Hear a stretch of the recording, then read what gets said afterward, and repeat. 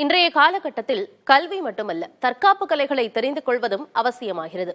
பெண்கள் அச்சமின்றி வெளியே செல்வதற்கு பெரிதும் உதவியாக இருப்பதாக அக்கலையை பயின்றவர்கள் தெரிவிக்கிறார்கள்.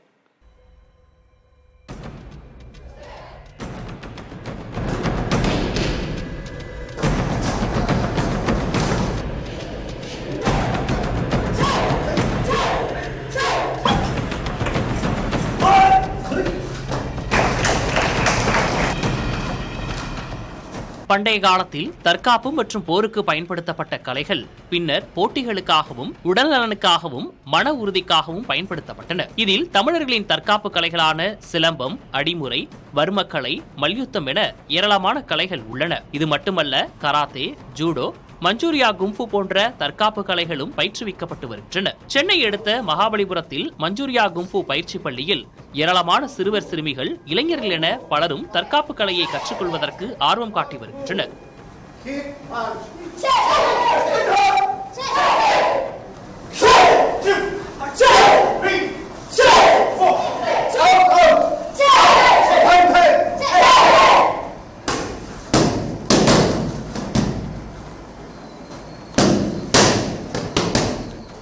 இது போன்ற தற்காப்பு கலையை கற்றுக்கொள்வதன் மூலம் அச்சம் இல்லாமல் தனியே வெளியே செல்ல முடிவதாகவும் தன்னம்பிக்கையுடன் செயல்பட முடிவதாகவும் அப்பயிற்சி பள்ளி மாணவிகள் தெரிவிக்கின்றனர்.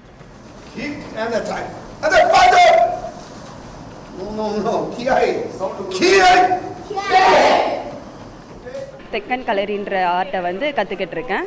இந்த ஆர்ட் பெண்களுக்கு ரொம்ப முக்கியமானதாக இருக்குது. இப்போது இருக்கிற காலகட்டத்தில் ஸ்டடீஸ் தான் எல்லாருமே ஓடிட்டு இருந்தாங்கன்னா, ஸ்டடீஸோட நம்மளுக்கு செல்ஃப் டிஃபென்ஸுன்றது ரொம்ப முக்கியம். ஃபஸ்ட்டுலாம் சின்ன சின்ன விஷயத்துக்கே பயப்படுவேன், எதுவுமே சொல்லாமல். பட் இப்போ எனக்குன்னு ஒரு தன்னம்பிக்கை வருது. நான் தைரியமாக வெளியே போயிட்டு நைட்டு ஆனாலும் கூட என்னை நம்பி விடுறாங்க. அந்த ஒரு இது இருக்குது. தனியாக ரோட்டில் போனால் கூட எனக்கு பயமே கிடையாது.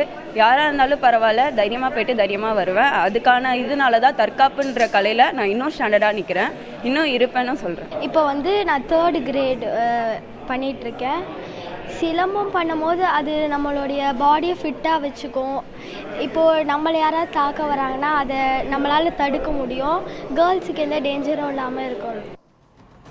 தனியாக செல்லும் பெண்களிடம் பாலியல் அத்துமீறல் சம்பவங்கள் அதிகரித்து வரும் சூழலில் அந்த இடத்தில் பெண்கள் எப்படி சமாளிப்பது, எப்படி தங்களை தற்காத்துக் கொள்வது என்பது குறித்து விவரிக்கிறார் மஞ்சூரியா கும்ஃபு தற்காப்பு கலை அமைப்பின் தலைவர் மல்லை சத்யா. இப்போ நம்ம ஆண்களுக்கு ரொம்ப பலகீனமான பகுதி எதுன்னு பார்க்கணும். பலவீனமான பகுதி உன்னுடைய கட்டை விரல். அதெல்லாம் ஒரு நெஸ்கினாவே அதெல்லாம் உயிர் வழியாக இருக்கும். அடுத்து அந்த உயிர்நிலை நம்மள கிரான் இருக்குது, அது பண்ணலாம். அதுக்கப்புறம் நல்லா ப்ராக்டிஸ் பண்ணாங்கன்னா இந்த த்ரோட் அடிக்கணும். இப்படிவா இப்போ அவங்க இப்போ வந்ததுமே இப்போ மூவ் பண்ணதுமே இங்கே பாருங்கள், இந்த இது வச்சு ஒரு அடிச்சோம்னாவே தொண்டை உடஞ்சிடும். அடுத்து இங்கே ஒரு துக் பண்ணோம்னா அடிச்சு ஈஸியாக எடுத்துடலாம். அதே மாதிரி பிடிக்கிறாங்கன்னா, கட்டி பிடிக்கிறாங்கன்னா கூட இங்கே பாருங்கள், இப்படியா இப்போ கட்டி பிடிக்கிறாங்க. இப்போ கட்டி பிடிக்கிறாங்கன்னா இப்போ பாரு லைட்டாக டர்ன் பண்ணி அப்படியே தூக்கி தான் வர தூக்கி ஒரு இடி அடிச்சோம்னா கீழே விழுந்துருவார். இல்லை 2 கையும் பிடிச்சிடுறாரு. இப்போது அவரோட பலகீனம் பாயிண்ட் இங்கே பாருங்கள், இந்த கட்டை விரல் தான். ஒரே நெஸ்க்கு எளிதாக முடிஞ்சிடும். ஆமாம். இது போன்ற தற்காப்பு கலைகளை கற்க வேண்டும் என்ற எண்ணம் பொதுமக்களிடம் மேலும் அதிகரித்து வரும் காலங்களில் இளைய தலைமுறையினர் உடல் ஆரோக்கியத்துடன் தன்னம்பிக்கையுடன் வாழ ஏற்ற நிலையை உருவாக்க வேண்டும்.